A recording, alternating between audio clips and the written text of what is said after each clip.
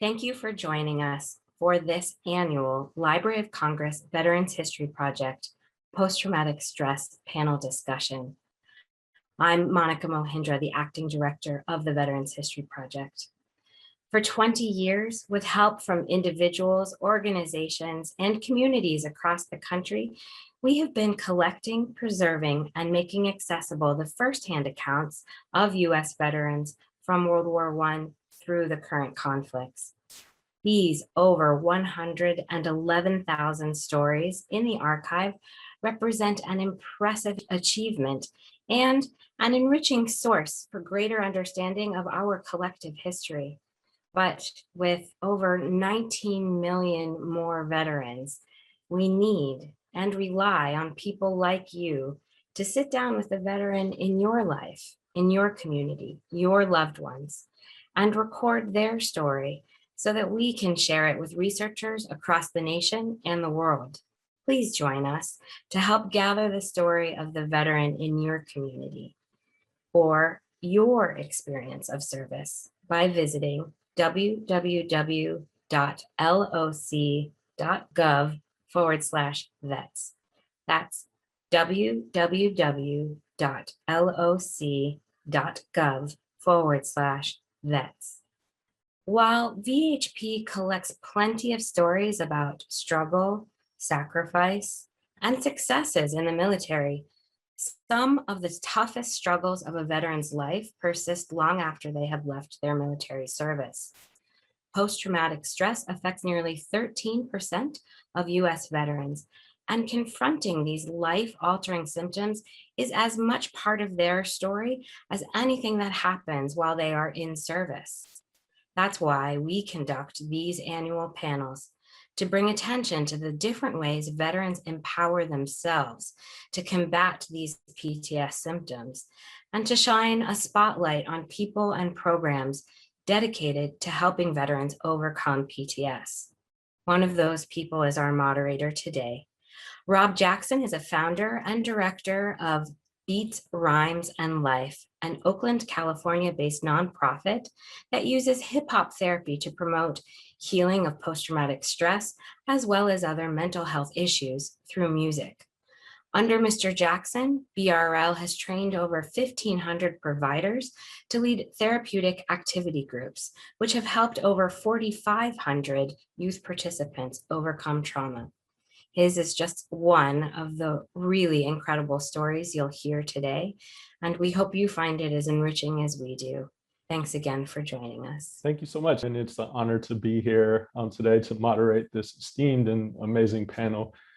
Beats, Rhymes, and Life, we cultivate dynamic, culturally congruent services that are inspired out of this need to reduce stigma and to create more therapeutic service delivery models that are culturally acceptable, as well as youth-centered and strength-based. And so when given this opportunity to moderate this panel and talk about how PTS is affecting veterans and affecting our communities, I just jumped at the chance, and I'm really, really excited to be here and represent for not only my organization, but this important topic. And if you want to learn more about Beats, Rhymes, and Life, please follow us at Hip Hop Therapy.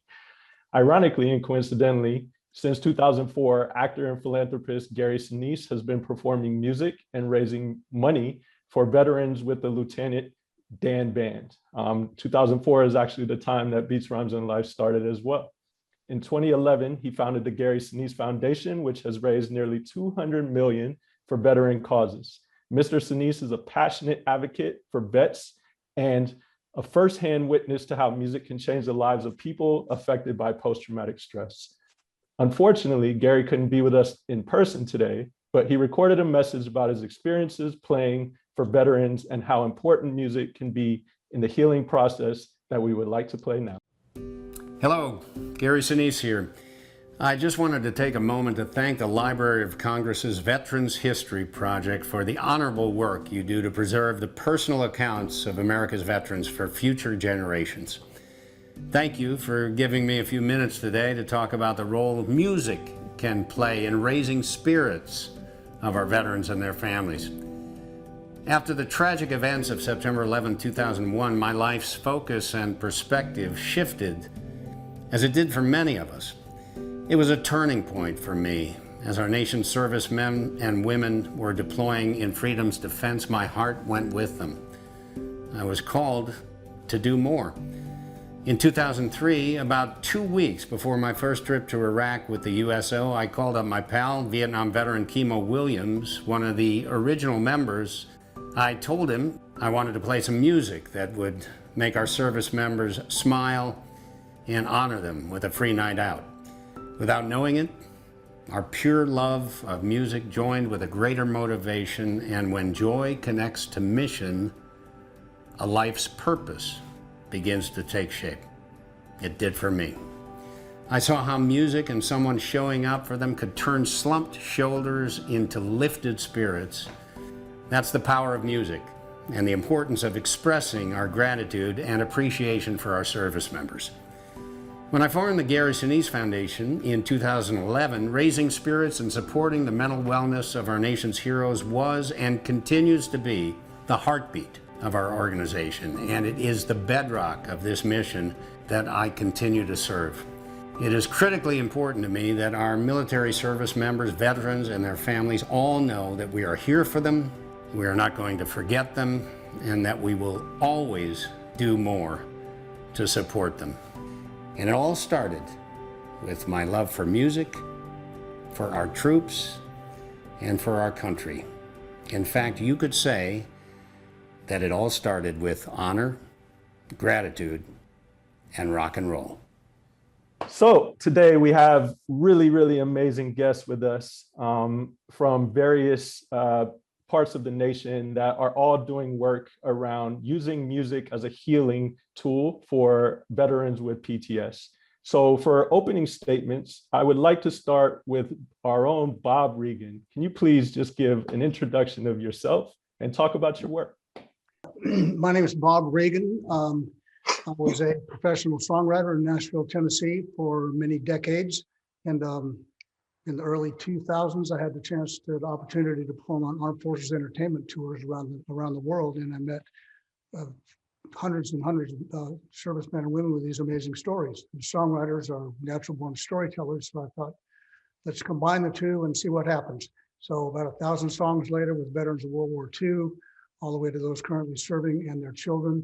It kind of took off and snowballed. It's been extremely effective, and it's been a great honor for me to be able to make this happen, and also an honor to be on this panel. Hello, everyone. Awesome. Thank you so much, Bob. Next, we're going to go to Patrick Nettesheim. Thank you, sir. It is an honor to be here sharing the virtual stage with all of you. This is not an easy task, not an easy mission we've set out to do, but a very important one. And so again, I want to extend my gratitude to you all. What Guitars for Vets is basically a modality to bring free guitars and lessons to our brothers and sisters that have served and are struggling with the challenges of post-traumatic stress. We are not music therapists, but it's easily argued that music can be very therapeutic for those who take part in creating it and listening to it. It's many cliches about music, but that are true. It is the universal language. And I'm happy to say that we have grown over the last 14 years to provide brand new guitars to over 5,500 vets, 5,500, and that's over 50,000 free lessons. After they take their 10 free private lessons, they graduate and go into group lessons where teamwork and camaraderie, common mission are established and community is built. Fantastic. Thank you so much, Patrick. You're Last but certainly not least, we have artist extraordinaire and our fine colleague, Mr. Doc Todd. Can you please introduce yourself? Hey, how are y'all? My name is Doc Todd. It's been, it's hard to find somewhere to start, but I guess the beginning of my journey was you know, on the battlefields of Afghanistan in service with the Marines of 2nd Battalion, 8th Marines Echo Company, you know, 6 years there, but always had a love for music, have jumped around a lot of different roles in that space, whether they be like a rhythm guitar, songwriter, backup vocals, to now being in the hip hop space.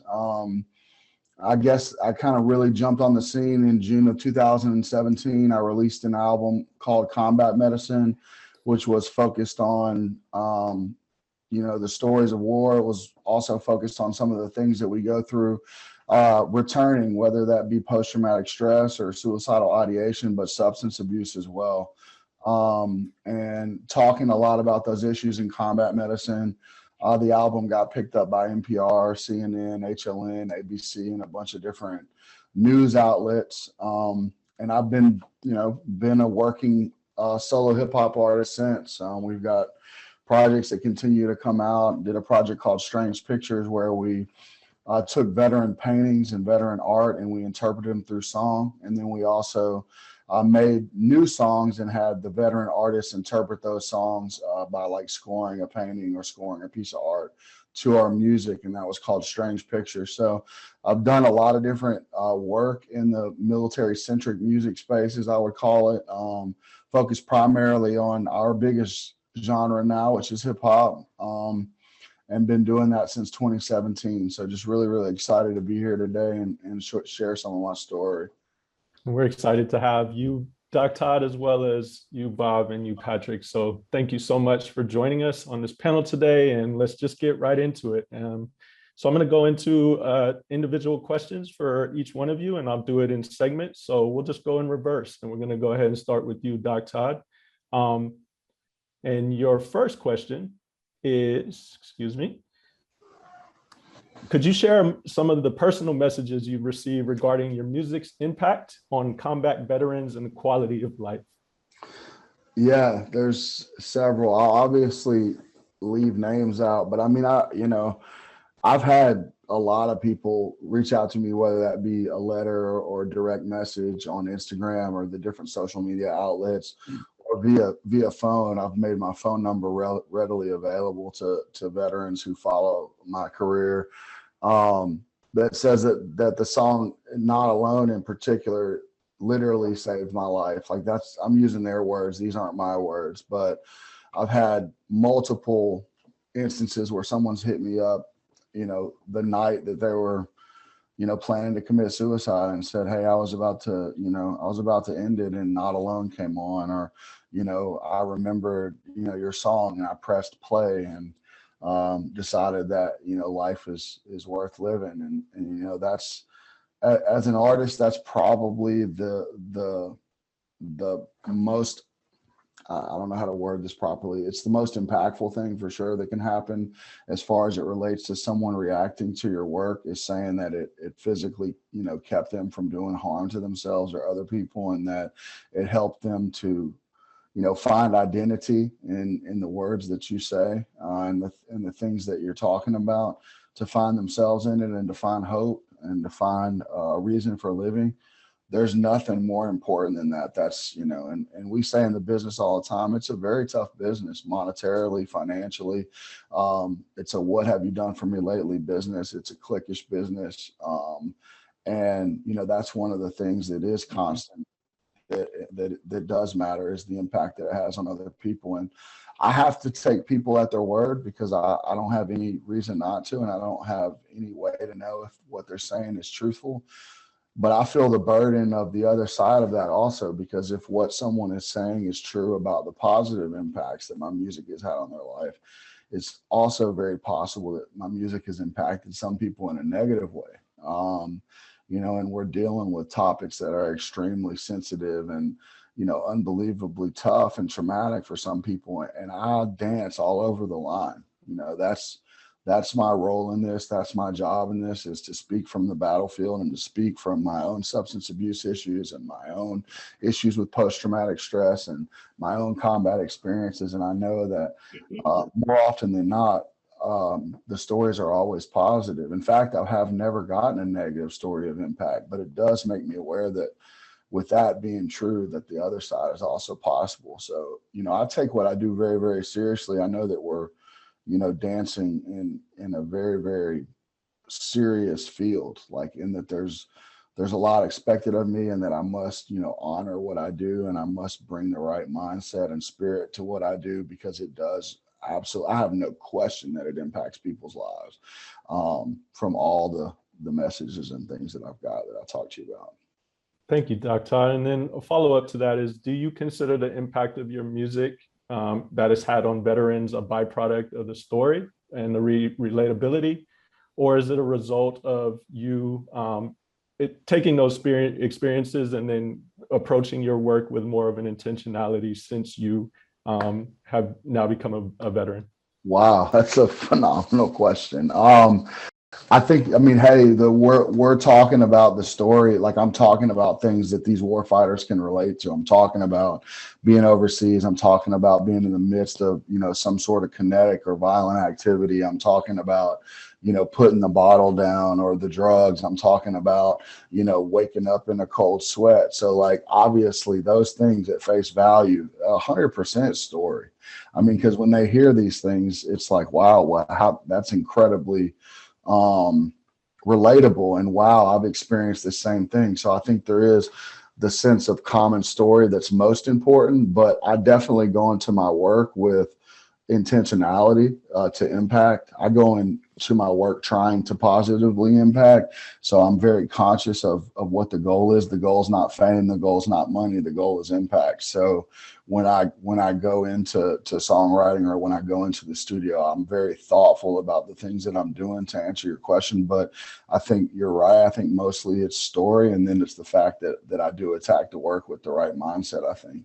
Fantastic. And before we move on to Patrick for Patrick's segment, do you think you can possibly kick a acapella for us? Maybe a couple bars of some of your powerful work? Yeah, for sure. I'm gonna probably have to be quiet because of the microphones. Yeah, no problem. Never really thought I'd hit rock bottom again, but since I'm in the creek, then I better learn to swim. My mind's been battling my soul in a world so cold. Regain control of my spiritual home and never let go of the man I was before. Still stand toe for toe, go blow for blow till it's my time for growth. See, I've shown so much resilience. My words have been so revealing, not appealing for y'all for me to fall. So I made the call to knock the damn ceilings off. There's no task too tall and no problems too great for me to take my foot off the gas and decelerate the pace. Never too late to snap back into focus and kill these damn rodents with a flow so potent. See, I gasped for breath, but I couldn't find my grip. The spectrum of humanity is making me sick. I vent through these secular words about America's curse, a beautiful, burn, spectacular verse. Bars.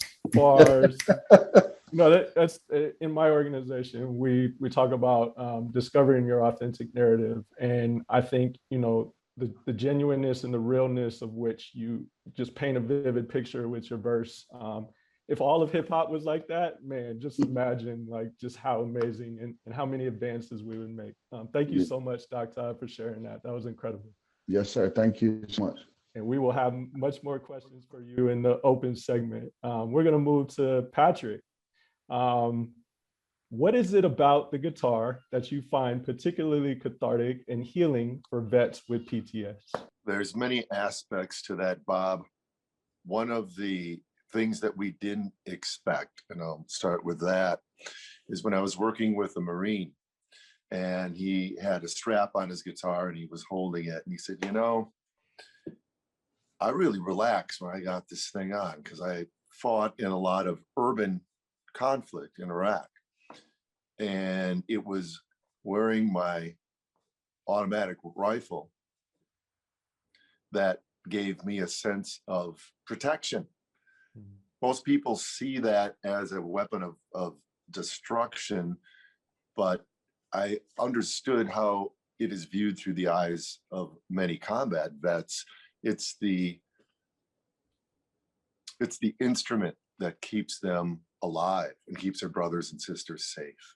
And so when you come home, you don't have the same weaponry that you carried around out in the theater.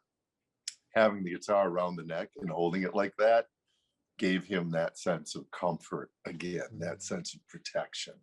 So I think that's really special. When you strum a guitar, you feel it resonate in the center of your being. It has been said that we have two different brains. We have the one that's in our head, but we also have the one that is right there in our solar plexus, that gut feeling that people get. We can also say we have one in our heart. You know, various emotions we feel in different areas of our body. Well, that guitar resonates right into the heart and right into the power center in the body. Now, I don't know what the science is between, behind that being therapeutic. What I can say is we have observed it time and time again, being very comforting. When you start with our very first chord, we like to work with an E minor chord.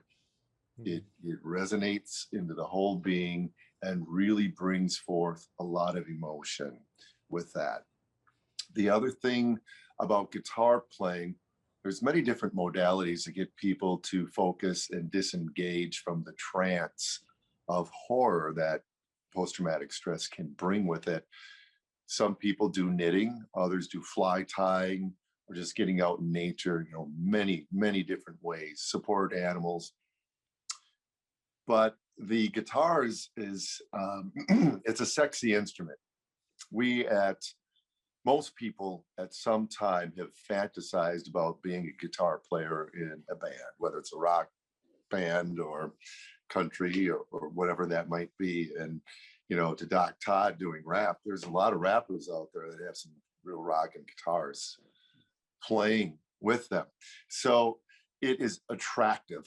And the thing with guitar that is really powerful, as opposed to some of these other activities, it pays itself forward. The sort of stuff that helps you with focus is really self-centered. And I don't mean that in a negative way. It's a different type of meditation and motion. The playing of the guitar, though, touches everybody around you. So many can benefit from the therapeutic benefits of the harmony. And most people just see that as enjoyment. I just want to add, there was a major foundation that we had talked to about a grant, and we didn't have the metrics that they wanted to see behind what it is we do. Try to quantify the number of suicides you prevented. There's no way. There's no way. You can't. We only get the ones that were attempted and the ones where they succeeded at it. So what Doc Todd was talking about, hearing these folks saying, hey, your song came on, saved my life. That's not evidence you can put in a mathematical equation. And this grant that could write us a very significant grant said, well, it sounds like to me, you guys just have a feel-good operation. And I was like, well, isn't that the point? So, one other thing, and we did not get the grant, by the way, until we get the proper metrics. And how can a nonprofit afford, $250,000 to $500,000 for a good, longitudinal study? Our pilot study is pretty profound, but that wasn't good enough. As the doc said too, it is very serious what we deal with. It's life and death. And there's a lot of ways, group therapy and talking, seeing your therapist, medication is indicated in some areas. Combination is probably the best. But what we really focus on is reestablishing joy. So we find something, people are doing this because they want to do it. And we find that spark that's still there in the severely clinically depressed, because they wouldn't be breathing if it wasn't. And we try to throw rocket fuel on that, and that's the playing of the guitar. If you look at cancer treatment as a metaphor, you go into radiation, chemotherapy. You got to do these things to get better in many cases, but they're not fun. There's a lot of ways to work through PTS. That isn't very fun. The music aspect, that is where we cultivate joy. And once you do that, it makes, in my opinion, and the opinion of many that have shared them with me, the whole process, much more tolerable. And Patrick, I read on the Guitars for Vet website, in quotations, you have the opportunity to enrich the lives of those who would lay down theirs for us.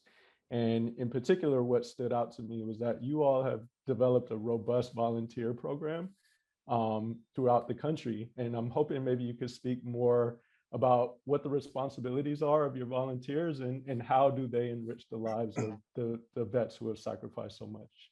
The main responsibility of our volunteers, and they're not all music teachers, because our program is free for the vets that take part in it. So we have to raise the money to pay for the instruments of change here and all the accessories that come along with it. But I would say the main responsibility of all volunteers, we tell them this, is an acronym that I came up with. I call it PAGE. P for patience, A for acceptance, G for gratitude, and E for empathy. Those are the requirements. That's what all of us, we all need that. And we all need to be able to express more of that. But when you are in the throes of not sleeping for days, months, years, panic attacks, staying in your cave, because of all the potential dangers that lurk beyond, whether if it's just in your mind, it's still a real thing for you and your perception. And all the judgment that society, I'll just say, I won't say all society, but many in society bring to mental illness, and in particular to vets who struggle with mental challenges. So when you come into that non-judgmental atmosphere, and our volunteers, many which are civilians, are there because they also want to be there. And they, some of these lessons, these hour lessons, are just conversations and opening up with the guitar in your arms, and then you strum a few chords. And it's not our mission to make great guitar players. It does happen from time to time, but that guitar is that catalyst for the positive human interaction. And back to the volunteer thing, though, we are truly blessed. We have over 500 volunteers throughout the United States in our 110 plus chapters. I believe we're in 43 states. We have a cyber chapter. The magic with the volunteers and the veterans we work with, especially with the civilians that volunteer, like myself. Well, I'm not a volunteer any longer. I make enough money to stay married. I don't know why I'm laughing at that, but it creates this estuary of civilians and veterans that come together, and out of that manifests a better understanding of what it is a warfighter goes through. And a really amazing thing that comes out of this is people on the instructor side, they share too, because guess what? PTSD, or as it's now called PTS, is not simply a malady of warfighters. It's probably, I don't know if epidemic is the right word. Maybe pandemic is a stronger word here, but there's millions throughout the United States. Now, certainly somebody in combat is just getting hammered. And so it's going to be more profound. But point is, this mission and our vets and our volunteers coming together is healing on both sides of the equation. Thank you, Patrick. And before we move on to Bob and talk about the operations song, I saw that you brought your guitar in. You want to give us a couple chords, let's strum a little bit for us? I think we should come back to that as I bring in one that's in tune. Okay, sounds so let's good. go to the next guest and I'll be ready to rock.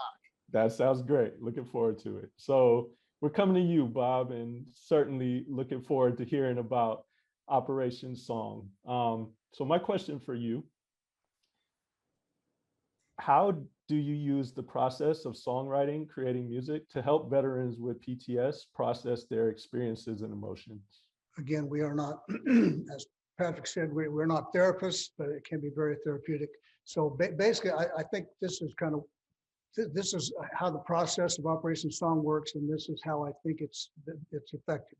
So we do two kinds of programs. One are one-on-one, which have all been in person up until this last year, but then we switched over to a virtual, which has proven remarkably effective as well. And then we have group sessions where a group of anywhere from 4 to 6 veterans will meet with a songwriter or two over the 10-week period.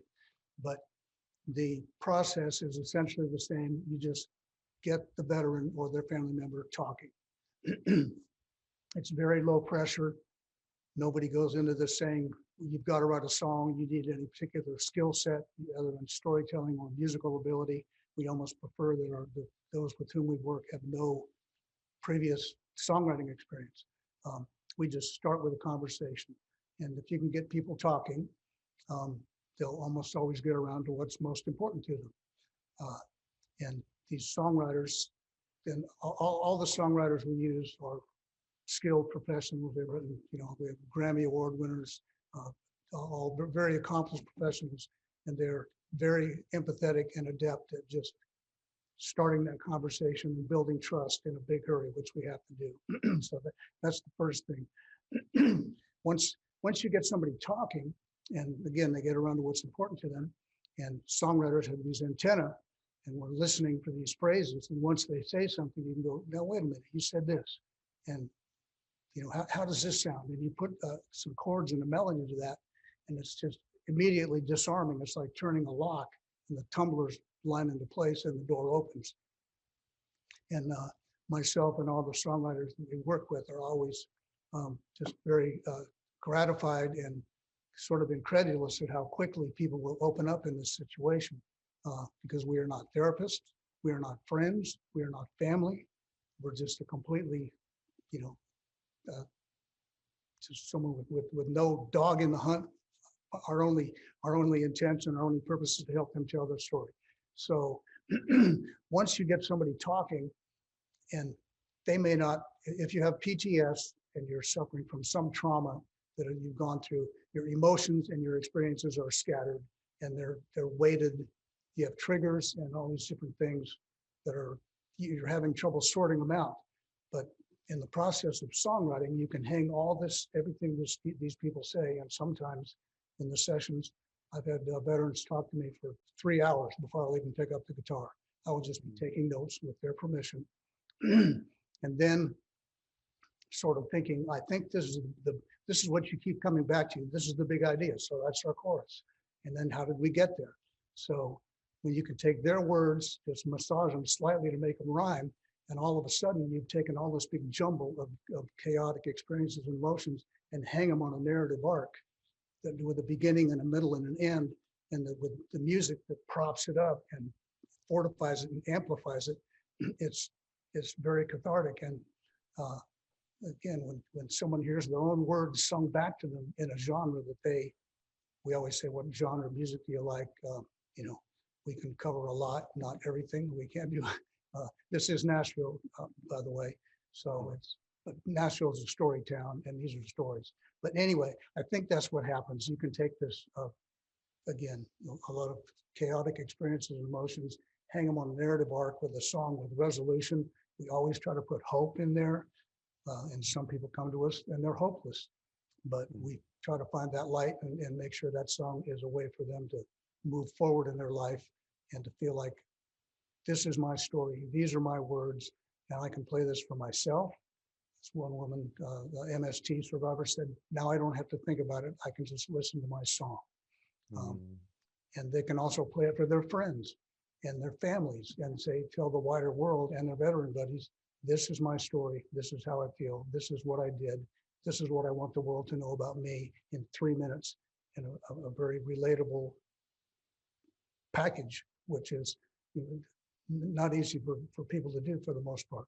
In our organization, Bob, we create CD projects, and we call them transitional objects. And it's exactly what you're talking about. Is we want them to be able to listen to the CD or the song or the verse that they wrote 10 years from now and be automatically taken back to that feeling and that expression of healing and that feeling that they had of happiness and joy in that process, no matter what they're going through in their life. It's always very remarkable that many times I've been told, and the other songwriters, you know, they'll say something and we'll be talking, they'll come back there and say, I've never told anyone that before.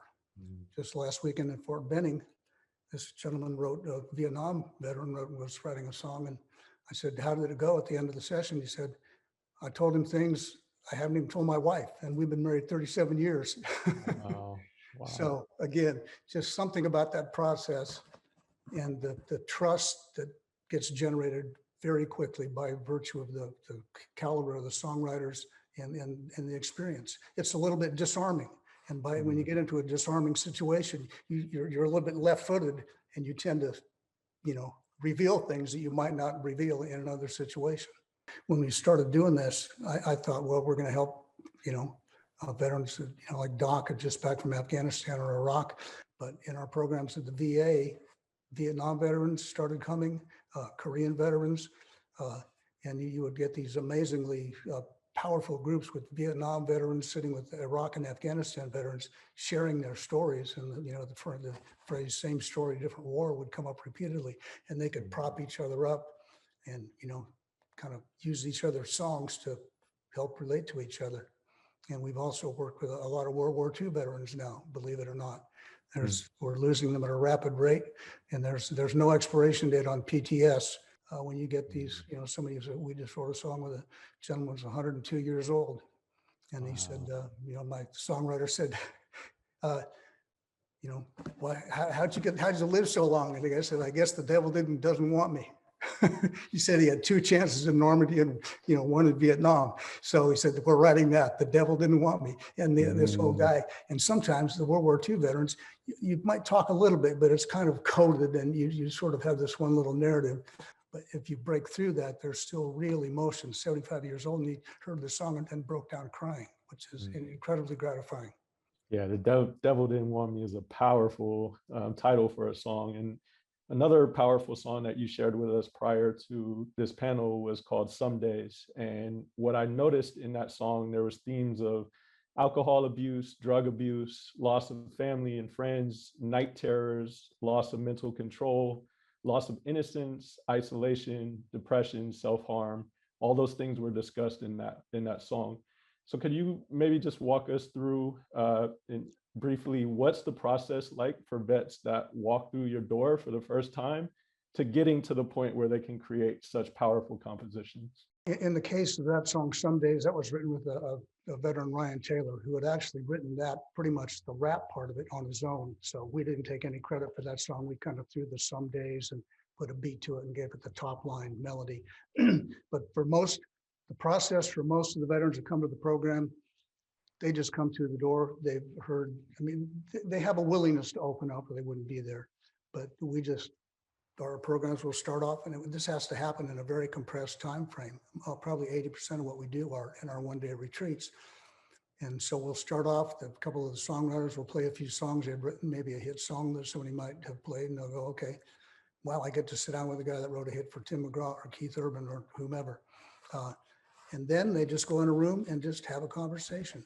And for our songwriters, I have a little sheet of paper, a training such as it is. I said the 3 rules with writing with veterans are listen, listen, and listen. And then when you're done with that, listen harder. So the process is get them talking, and you are sort of a would-be therapist for the first hour, 2 hours, even 3 hours. But then when it comes time to turn your hat on backwards and become a songwriter, then you need to sort of have be able to work quickly and, get something done. So these songs, sorry, I'm not a Major League Baseball catcher. I'm going to turn my hat around. These songs, usually maybe 4 to 5 hours, and it's truly remarkable, the quality of songs. Everything you hear on our website or on our Bandcamp page or our YouTube, they were all written in just a matter of hours. And so again, that's the process. Just get a conversation going. And once the songwriters are onto the, where the verses go, what the chorus is, where the song's going, put some hope in it, wrap it up. What do they want to say? And it's very interactive. With every line I do, I say, does this sound right?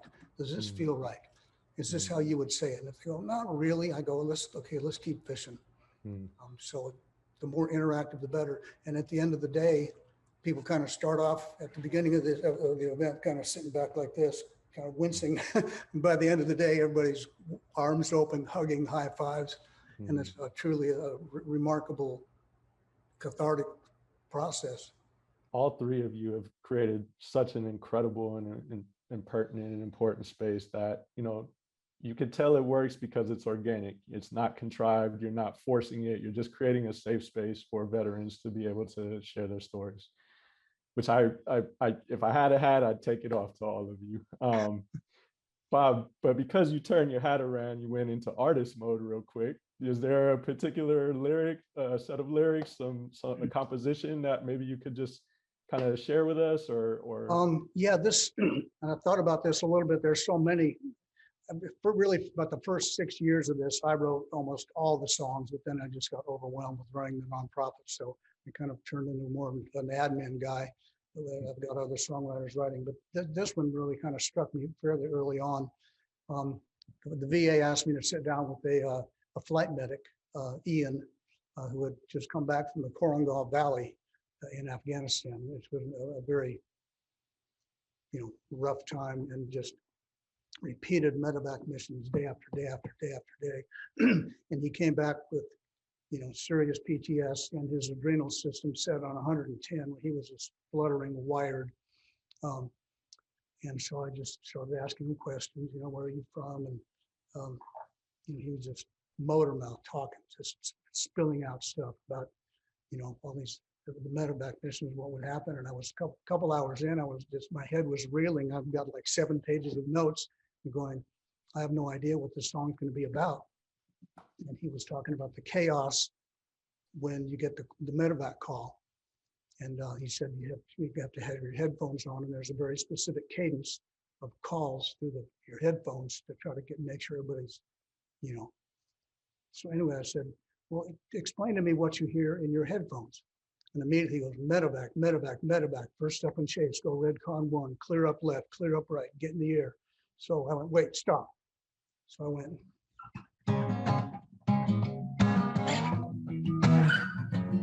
now let's see.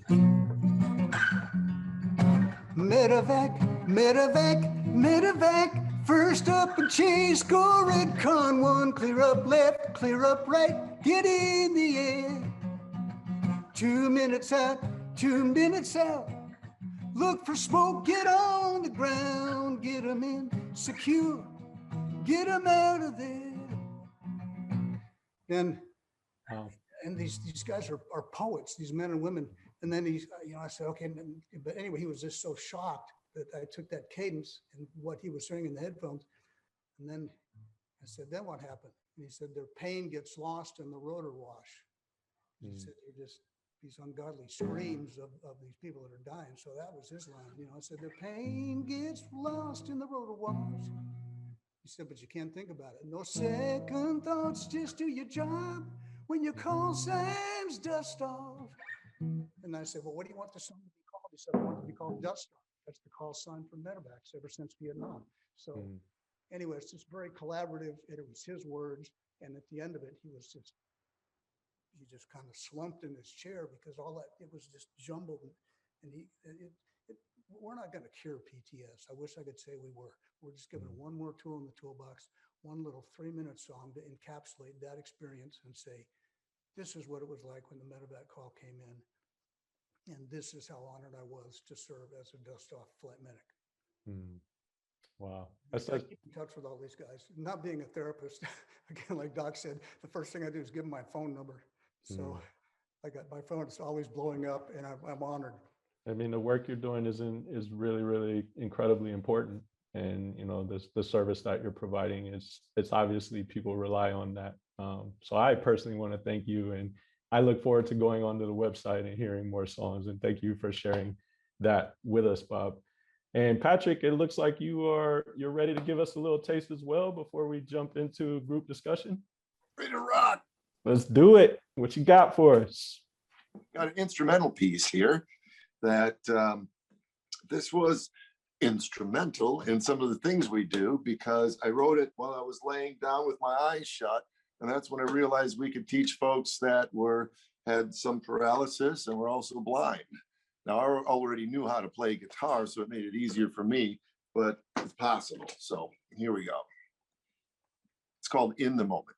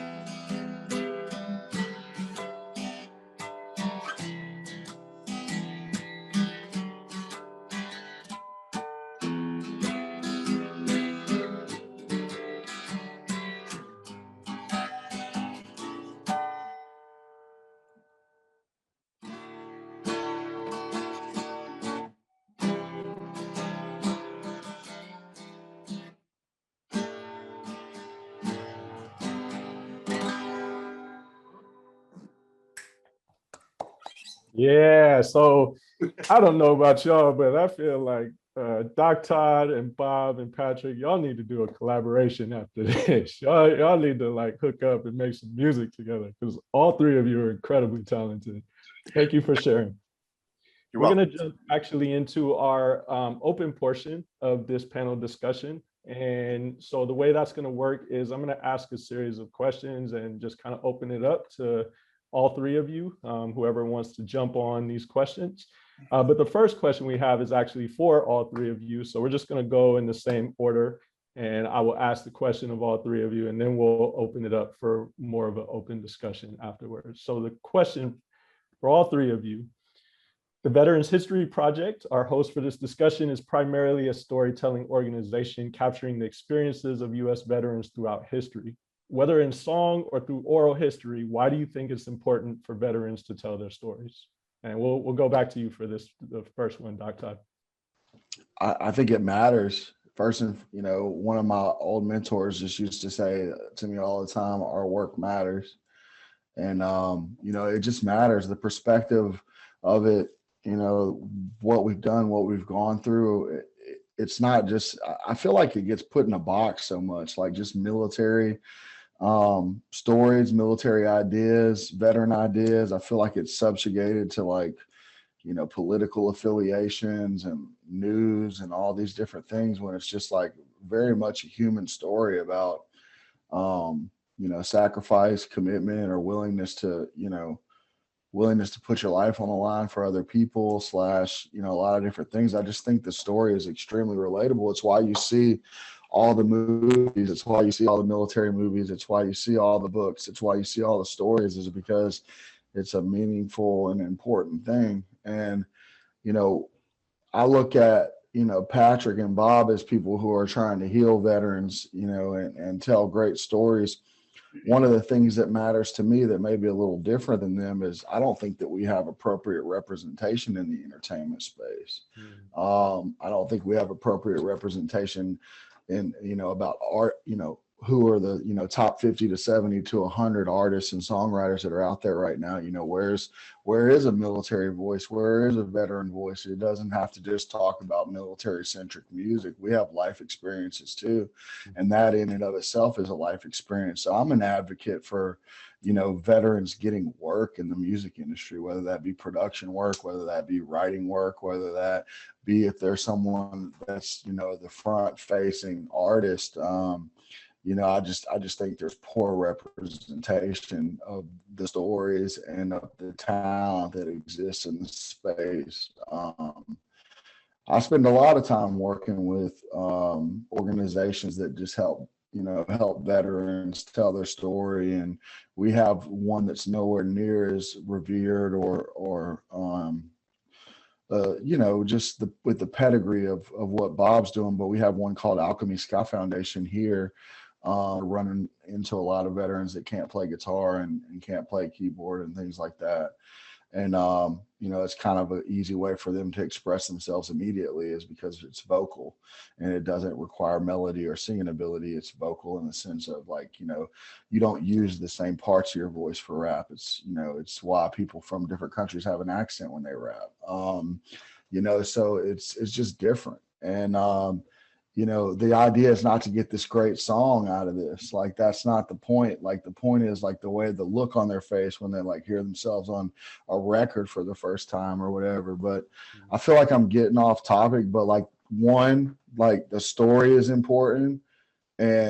And two, I think the perspective is important, not just the story, but the perspective that you bring to other aspects of your life. And I feel like, yes, the military and veteran community is hyper underrepresented in the entertainment space, whether that be movies or music. And those are two things that I'm extremely passionate about, is film and music. So I hope that makes some kind of sense, but that's what I got for you. No, that makes great sense. And I think it's a really powerful point. And I look forward to figuring out how we can get more representation, because I agree. The stories, not just on the battlefield, but I mean, to immerse yourself in a situation where you are constantly in danger and constantly in threat, and the human capability that takes to be able to endure that in itself is a powerful story, let alone all the experiences on the battlefield or the experiences with PTS. So I 100% agree. And I look forward to doing what I can to support that effort. And how does that impact a person's outlook on love, right? How does that impact, there's a lot of love songs out there. How does that kind of, life experience impact the way that, a veteran or military songwriter may look at love, or may look at self-discovery, or may look at political and social issues? These are what great records are about. Great records are about love. They're about, social issues. They're about self-discovery. They're about healing. That's a perspective in those big global mainstream spaces of what it's like to be a human being or be a person, where that perspective is going to be extremely valuable. You know what I mean?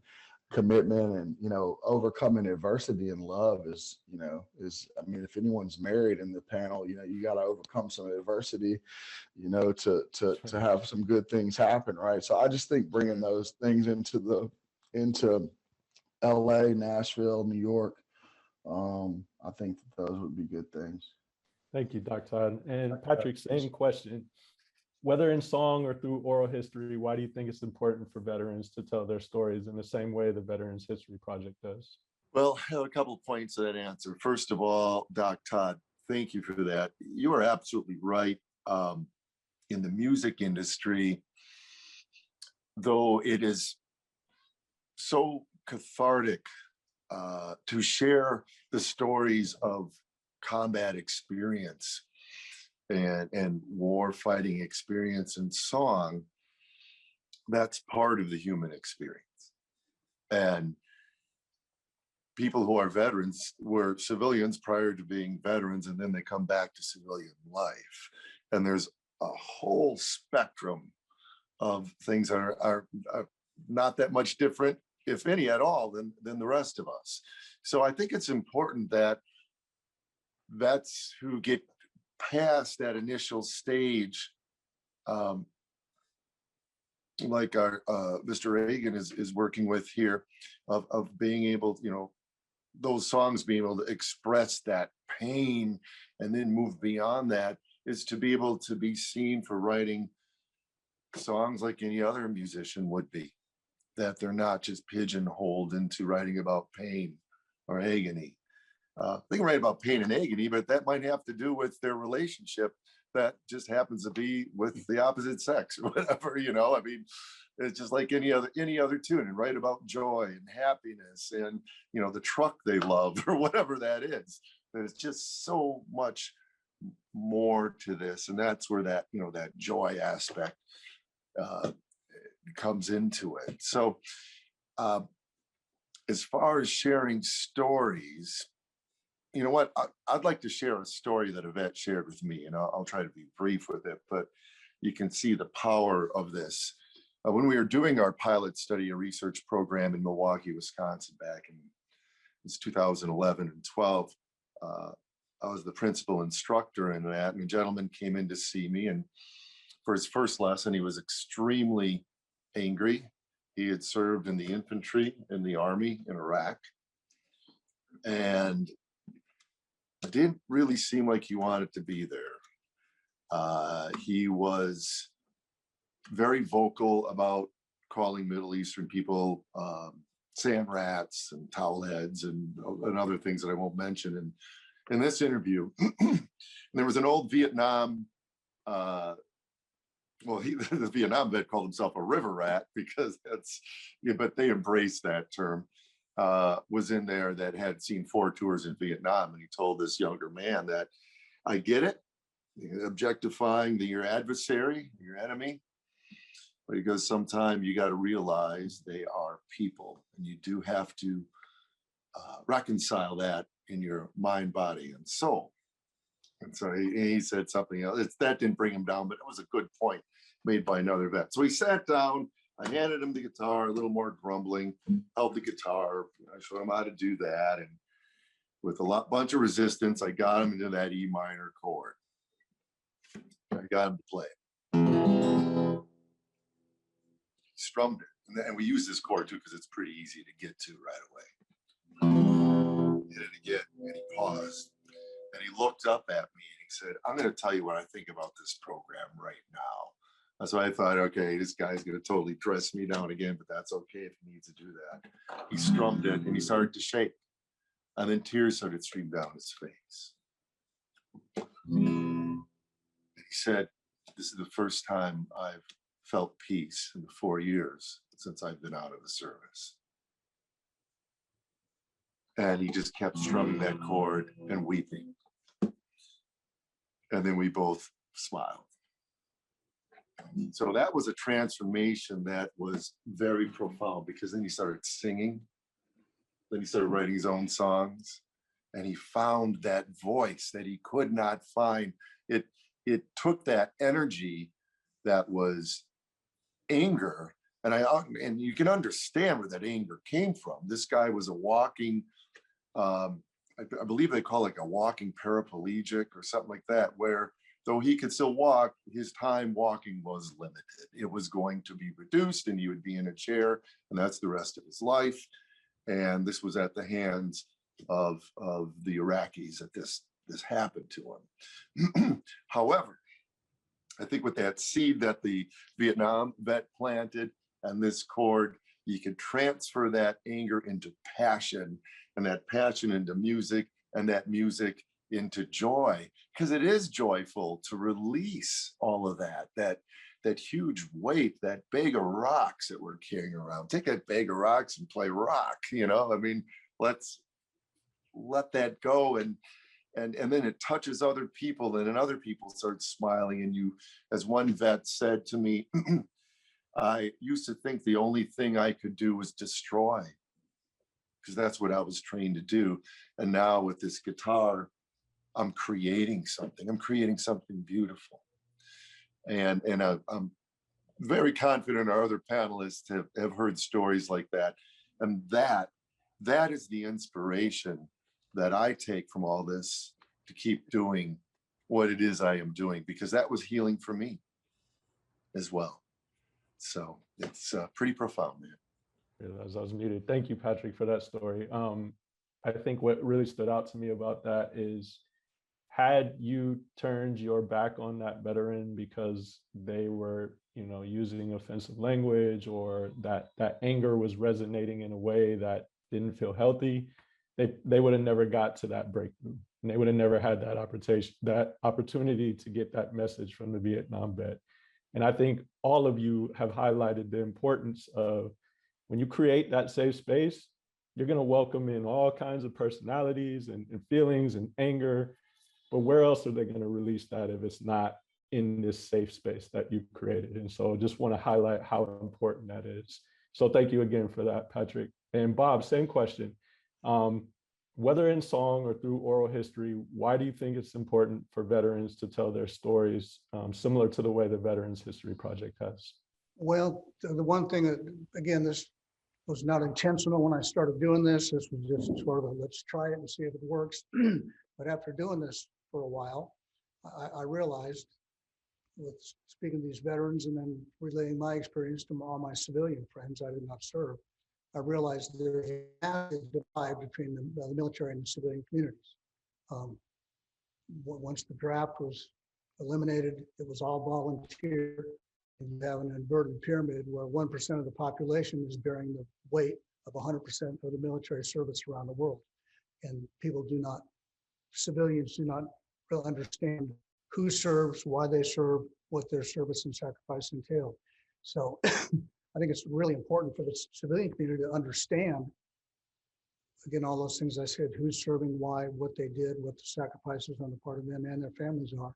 And the Veterans History Project is a great way to do that. The music is a great way to do that because they can hear these songs. And again, it's relatable.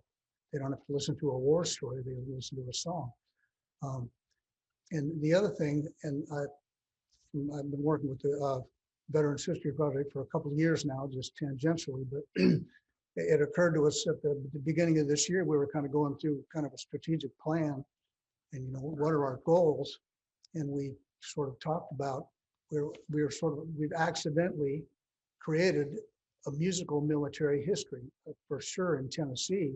And we have stories of Tennessee World War veterans, Tennessee Korean War veterans, dozens, if not hundreds of Vietnam stories, Iraq, Afghanistan stories of their families. So we're very short on resources like everybody else. We're going to go back to do a keyword search like the Library of Congress does. Where if a Vietnam veteran wants to go to our catalog and say, I landed in Long Binh. And so he could type that into the Operation Song database and boom, here's the song that talks about that. Or here's somebody that served in Khe Sanh or Da Nang or the Tet Offensive. In World War II, we worked, we just wrote a song about a month ago where somebody was at Iwo Jima. So that aspirationally, we want to kind of help create a historical database again, so these stories are not lost, and so that the wider world can understand what military service entails, and hopefully inspire more people to join the military, and for the people who did serve and their families to give them a greater sense of pride and empowerment for having done so.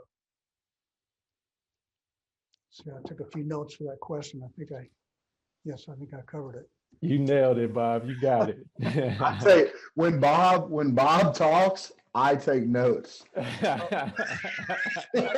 Like, hey, I'm over here like, man, this is good for me to listen to Bob and Patrick. I'm like, this is gonna help my life, man. Like I'm your target audience, so you guys are helping my life today. Well, that's actually a good segue, Doc Todd, into my next question is to help us civilians understand more around what veterans go through with PTS. What are maybe some messages that you would want regular civilians like me to understand about veterans who are dealing with PTS? Yeah, so I'm going to take the music hat completely off and just speak as a veteran. So one who does have post-traumatic stress, and it's well adjusted and well treated and all that. It's not all the same, right? So like the symptomology is not all the same. People aren't going to present to you with post-traumatic stress with all the same symptoms. There are specific symptoms that exist that are somewhat universal, but the way that they're displayed or the way that they're dealt with is going to be different. One of them is isolation. So that's why, you know, what Patrick and Bob is so meaningful. What they're doing is they're creating groups. So they're unisolating people, if that's a word, you know, and bringing them into group and bring them into community. Because one of the number one things that someone struggling with severe PTSD or PTS, excuse me, is going to do is they're going to isolate. They're going to self-isolate. So that breaks that wall down. Another thing is that I'll speak from personal experience and a little bit of knowledge as well is hypervigilance. So this sense of feeling like you have to be in control of or protect your environment. So when you step into areas where you're not able to either assert control or know or predict what is going to happen or what's going on, it can cause anxiety and stress because we're very hypervigilant. You know, I just now got to the point where I can, you know, really, truly kind of not freak out if the door's open, you know, or some stuff, little stuff like that. Just, you know, stuff that you wouldn't think of. So, but just know that no two veterans are going to present exactly the same way. And it doesn't always mean that you wake up in cold sweats in the middle of the night, or you hear some sound and you just lose your mind or whatever. It can be a lot of different things. And a lot of the symptoms can be more subtle and less, you know, obvious than like the way it's portrayed in film, especially, and the way that it, you know, it's usually a hyperbolic account. So, you know, the symptoms. So like, you know, it's a lot easier to notice something like what Patrick was talking about, just the guy being real jittery and kind of like bouncing around and saying outlandish stuff. Like he doesn't really have any type of control over his thought patterns, or the filter doesn't exist between his brain and his mouth. And like little things like this, like, you know, it can be, you know, harder to readily identify, but everyone is different and it's difficult. It has varying degrees of difficulty for everyone who deals with it, and it is. And the number one thing I want them to know about is it's manageable, it's treatable. You can get to a better place with it. Me, it's been a combination of, you know, not drinking and several, you know, the music and a lot of different things. I've kind of found a recipe that works for me, but I just would want everyone to know that it is treatable and you can get it to a place where you can be a high functioning adult. And functionality is really what we're looking for. We want these people to be productive. We want them to function at a high level. We want them to continue to give gifts to our nation, our society and humanity, et cetera. So, you know, I'll wrap it there, but yeah, it's different for everyone and it is treatable. That was well said and super helpful and insightful for me. Thank you, Doc Todd. This next question, I'm going to open up to either Patrick or Bob, whichever one of you wants to take it. And the question is, what, if any, difference are you noticing with how post-traumatic stress is affecting Black and Indigenous people of color versus white veterans? And the second part of that question is, are you noticing a difference in services/help that these particular groups are receiving? I believe the question was, have I observed differences between ethnicities, how they've reacted to the Guitars for Vets program? Is that the question? Yes, Patrick, that is exactly what I'm trying to get at. Okay, I'll give you the long and short answer together. No, there is no difference between somebody presenting with PTSD. They might, as Doc Todd said, they might have different symptomology in different ways. Somebody might be really keeping to themselves. Somebody might be very loud, saying obnoxious things, but that's not tied into ethnicity. That's tied into the disorder or PTS. I don't know why the D was dropped off of PTS. Somebody maybe could enlighten me with that. But let's just say the stress of post-trauma, but no difference. That's where the humanity is raw and all the same. It's all the same. Now, there was a second part to your question, though, sir. And it was just so the first part was honing in on your actual experience through what you're doing. The second part was just in general, are you noticing a difference in services and help for those particular groups, like for the VA, for example? are you noticing like there's a difference in services between the ethnicities? From my standpoint, the VAs that I have worked with have seemed very good with even distribution. And I know they've worked towards getting better and better. I think the one area where, in my opinion, take it for what it's worth, sell it for twice as much if you think you can. But in my opinion, in all seriousness, women need to be served more in the VA. And I think one of the problems with that is just the nature of the trauma that women suffer from. If they're victims of rape or, MST, but we try to keep it real and call it what it is.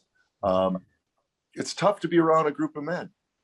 It's just tough until they are better managed in their symptoms and the triggers, and they have to regain trust. Because some of these MST cases, they're not just one incident. It has been piled upon. The one incident is just as bad, but we would like to see, as an organization, more women involved with what we're doing. I would say, I think we're somewhere around 15% of women being involved. As far as Black, white, Latino, Indigenous, we've had a few Indigenous folks in our program, but that seems to be very evenly distributed. But it's been hard for women to come to the VA, come to group lessons that are essentially all men. And so what we're striving to do is start women's groups so they can feel comfortable with women instructors. We definitely have women instructors, and then we can get a little more co-ed as we move forward with that. There's a solution to this, and I think we all put our heads together, and perseverance, spreading the message, that message of being inclusive amongst sexes is really important. And but starting off, I think with more women-focused groups in our mission, I think that will up those percentage numbers quite a bit. That's an important point. Thank you so much, Patrick. Bob, did you want to follow up with that, or? We have a pretty wide demographic spectrum. A lot of females, a lot of Indigenous Americans, African Americans. Because the military is a real melting pot. I don't know what the actual percentages of the demographics of the military, but I'd say Operation Song actually tracks that pretty closely. We do have a lot of programs for women. They come to our regular programs. We have for like the last 8 years, we've done a military sexual trauma specific retreat, and that's very impactful. And that's not just a problem for females, sadly, but for the purposes of our program, it's all female. We've written a song called the American Indian Veteran, which is used to help promote in Riverside, California. They set aside a little acre or so of the Arlington of the West, of the Riverside Military Cemetery, for American Indian veterans, because they have very specific rituals. You can't just back up the hearse to the VA mortuary. So anyway, they used our song as the theme song to help raise funds for that. So I'm rambling a little bit, but a lot of we have programs with the Vet Center. For those of you that don't know what the Vet Center is, it's under the VA umbrella, but they don't really share information with the VA. There's a little stigma sometimes, especially with Vietnam veterans going to the VA. The Vet Center is strictly combat related therapy, and there's I'd say probably 50% African American in those programs. So even though we're Nashville, people think Nashville country music, we've been able to reach a lot of people. Doc, I need to talk to you off to the side about helping us with some hip hop writers, because if people come to us and say, we want to do hip hop, we can kind of fake it, but we need more people that can that and metal. If somebody says, we love, I say, what kind of music do you like? If they go Keith Urban or Brad Paisley or Carrie Underwood, you got to cover. But if they say Pantera, Five Finger Death Punch, Cemetery Gates, and we kind of go, uh-oh, we're going to have to outsource this one. So anyway, yeah, that's an ongoing conversation that can span our other genres. Yeah. So I have something to add to that question. Please, So Dr. Todd, please. yeah. So I want to get into it. So I don't have any.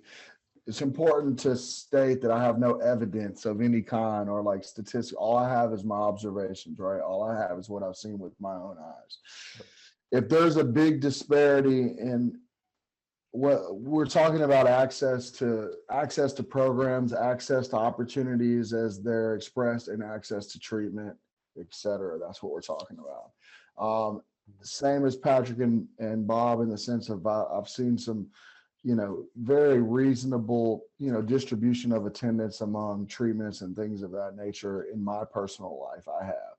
Where I have seen, if any, a lack of access or opportunity for people of color, it has been in the recreational areas.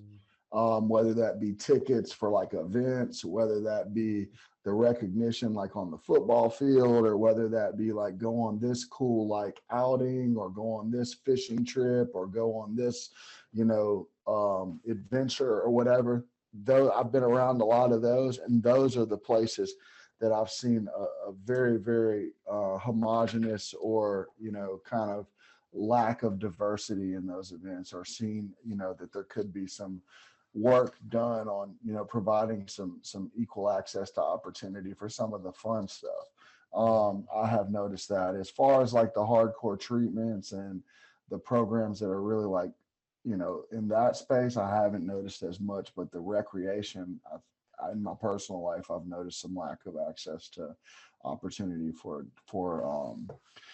people of color. And then the other piece that you said, I think, is there is some differences in the type of programs that people participate in based on the things that they like. So I think that, some of those things you'll see some disparity there as well. But as far as the VA in Atlanta, extremely diverse place. The different places I've gone to get, different treatments and things like that, those have been, seem like very fair and equitable places. But some of the fun stuff, I've noticed some, a lack of diversity.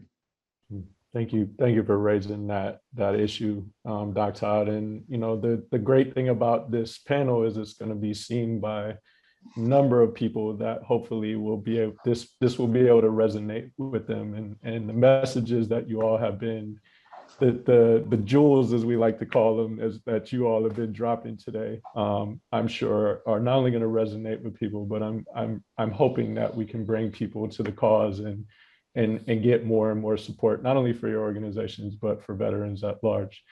We're running a little short on time, so I'm just going to ask all of you one more question. And then, and hopefully you can keep your responses somewhat brief, because it's hard, because this is a doozy of a question. But if somebody was to start to write an autobiography about your work and you as a leader, what's the message that you would want readers to gain from that autobiography, and in particular about your leadership style and about the work that you're doing? We'll just stay with you, Dr. Todd. Yeah, so same mentor as I mentioned before, but I'm all about, at least I hope this is coming from an extremely real and authentic place, but I'm super focused on servant leadership. Like, I want to serve people, I want to serve humanity, I want to not only serve veterans, but serve, just the world as a whole, you know what I mean? And if there's one thing I wanted to be remembered for, it's that, Doc Todd was of service to other people. That's it. It's that simple, and we talk about our, successful self, like what we want the world to see on our career and our success. And then we have our eulogy self, like what we want people to say about us at our funeral. And for me, there is no separate success and eulogy self. I want them to say that Doc was a servant leader and he cared about impacting other people. That's it. Like that's you know, and when I get offline with that, I struggle with that. Sometimes it does become about me and my career and the opportunities that I'm getting or lack thereof or this or that. Sometimes it does. We all get lost a little bit along the way and forget the actual mission at hand. And I'm no different. I fall into pity parties and I fall into like, why am I not doing this or not doing that? These things happen. And, you know, Bob mentioned the Grammys earlier. I just want to get on the moratorium.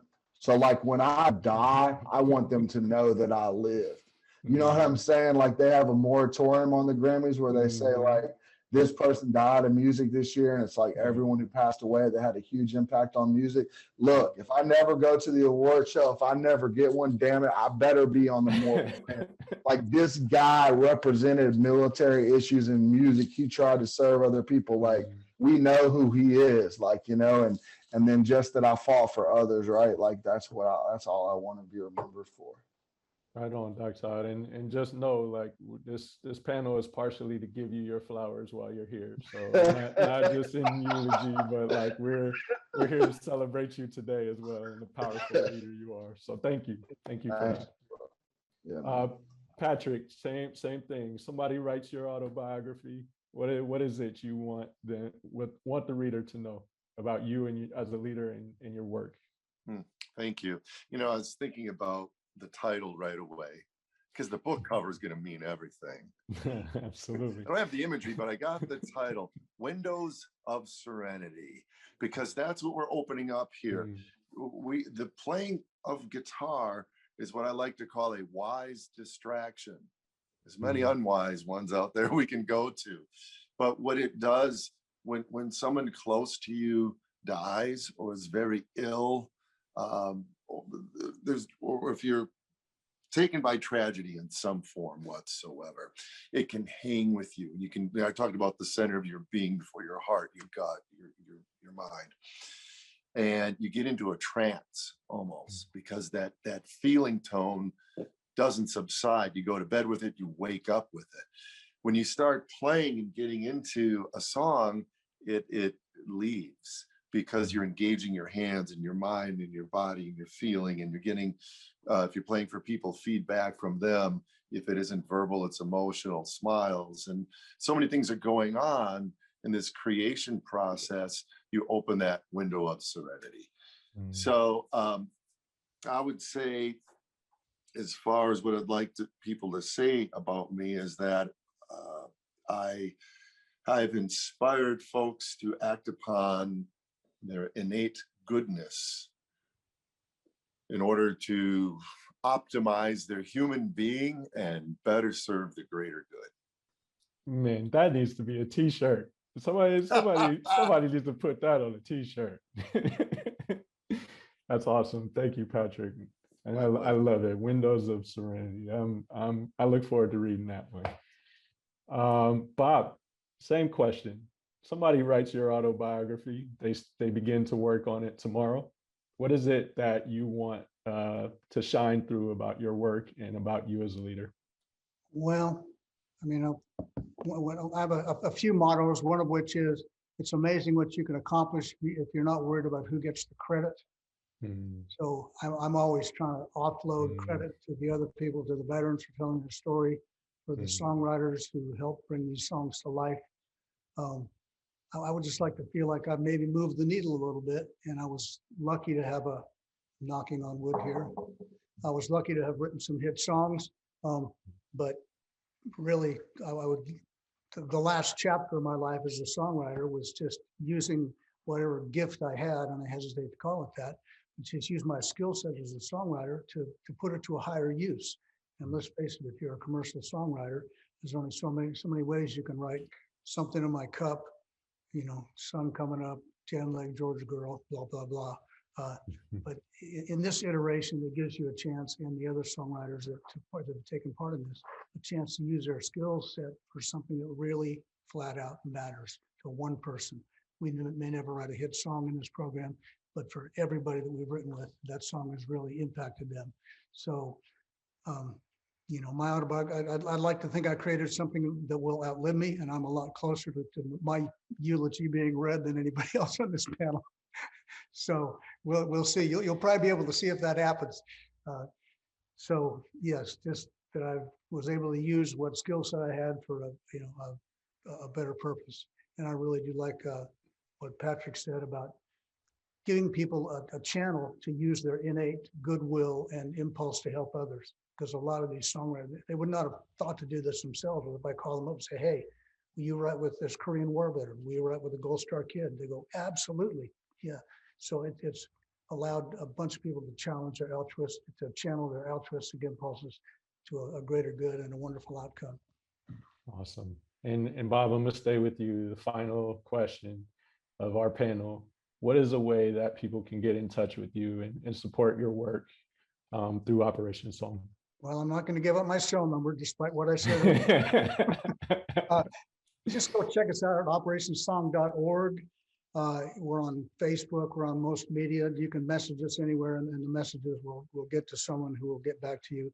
And we have one thing I did not mention. We do this is kind of a force multiplier. We call it. We have a YouTube channel, and we encourage the veterans, if they have photographs, say send us your photographs. We'll make a slideshow video or even video footage. So we have some amazing stories that have increased the impact of the song, lyric videos with some footage of them serving. So our YouTube channel is a great place.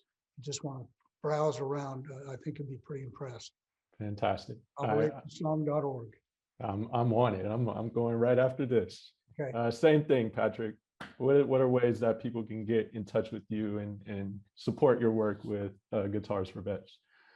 So they can email at info@guitars with an S for FOR vets VETS.org, or they can call 855-G4V HERO.